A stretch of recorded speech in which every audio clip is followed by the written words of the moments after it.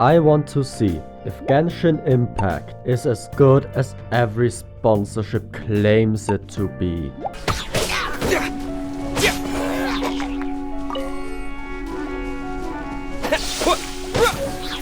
But first, we should say what we expect from a game like Genshin Impact and say what it is often framed to be.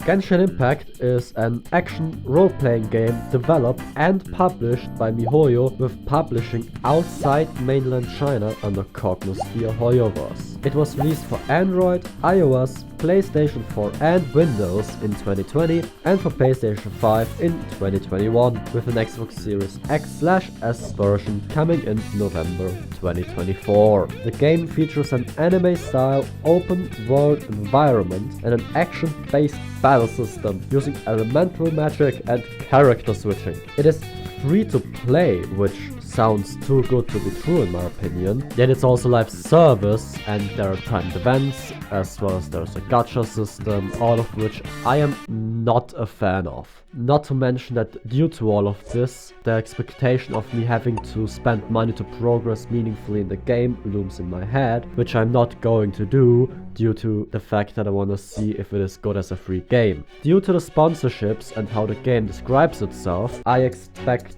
a engaging RPG that draws me in with a lot of interesting stories, characters, a really alive world, and very cool fights. Let's start with a quick story breakdown of the start of the game, so to understand the tone the game tries to set and what expectations we should have with a game that's been advertised as story-driven. Aether and Lumine, a pair of twins who travel across different worlds, land in Teyvat. Witnessing the destruction of Kenria upon their arrival, the two attempt to flee, but they soon find their path interrupted by a mysterious god who calls himself the Sustainer of Heavenly Principles, who separates the twins, stealing the playable character Aether away for 500 years. When the sealed sibling, now called the Traveler, wakes up, they meet a small, fairy-like being named Paimon, who becomes their companion and travel guide. The two set off on a journey across Teyvat to gather information about their lost twin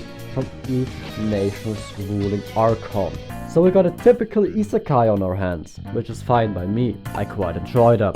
Genshin does not have an ending, which for a story-based game is fucking awful, because I want to be able to finish a story when I start a game. I don't mind new things dropping occasionally, new missions, etc. That's fine by me, but if there's a story mode, I don't want an unfinished story. Because what makes it a live service game is the fact that the story isn't finished. Not to mention that Genshin Impact players now wouldn't start the game, well now, due to the FOMO aspects of the game. Because the timed events, a lot of already passed and will not be coming back, which is awful for new players that just get into Genshin. The starting cutscene you just saw, I really enjoyed watching. It is nicely done and sets a serious tone that is sadly not upheld within the gameplay. I expected Breath of the Wild-like exploration, flashy combat like in Black Desert Online, or at the very least a few elemental powers, but I was fully let down. The world is utterly empty. I explore and where everything is at locations that just stick out. I want to explore, maybe find some hidden house that gives me something, or an NPC that gives me a quest in this big city, not just nothing.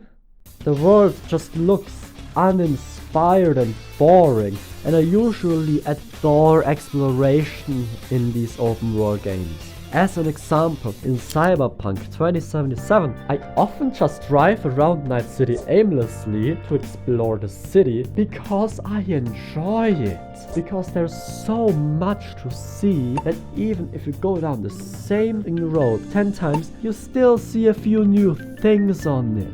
And the fact that in Genshin, the NPCs just stand around doing nothing is extremely boring. I want them to walk around and do things. That is not what in a live world is. It's an MMO, where the most of the fun comes from interacting with other people that I cannot do because I play in fucking single player, where I still need a goddamn internet connection.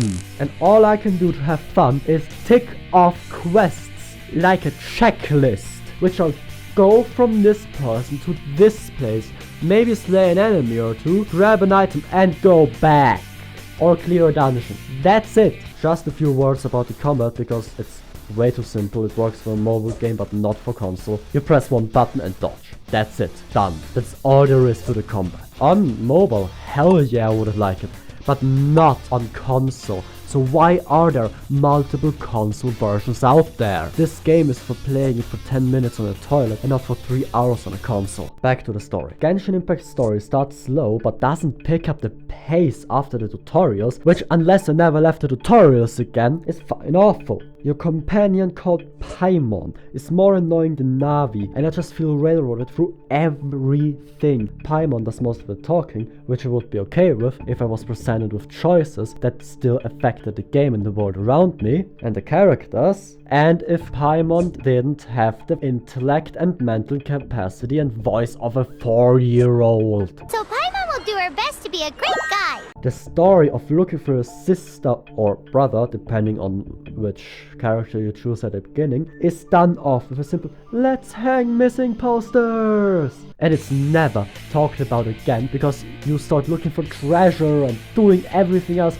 while I'm over here looking for my sister. I just feel like it's forced on you. Not to mention that I feel the same about the scroll for inventory, the shop, the map, the character screen, and so on. It feels like it's forced in just to have it all accessible with one button. Just make it accessible through various buttons, or give me something like in Cyberpunk where I open my inventory and have access to multiple things.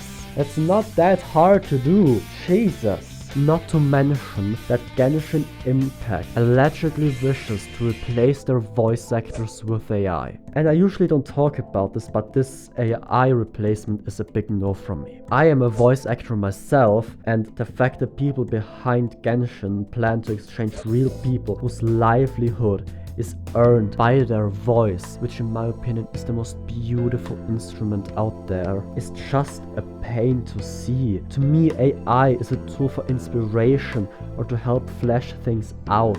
I often use it for the text under my videos, for example, but not a full replacement for actual human intellect, creativity and ability. It's just awful to see people's livelihood being taken away just because there's a bit of technology that can quote-unquote replace them. You still need a voice to replicate, and I really hope there's still a want for actual human voice actors, which as mentioned is often a full-time job for people, which is just so harsh to strip away, and especially for people like me whose dream for all their life it has been to have their voice be on a big screen. It's just hard and gut-wrenching to see, and all in all it does scare me quite a bit. If you made it to the end of the video here, leave a like. Can't have been that awful, right? Subscribe if you decided to watch more and more of my videos. Now check out my review on my first ever video game that I've played to see if it still holds up today, or my latest video if you want to check that out. Yeah, that's all the time I have for now, and with that, ciao neto ciao, Kuro.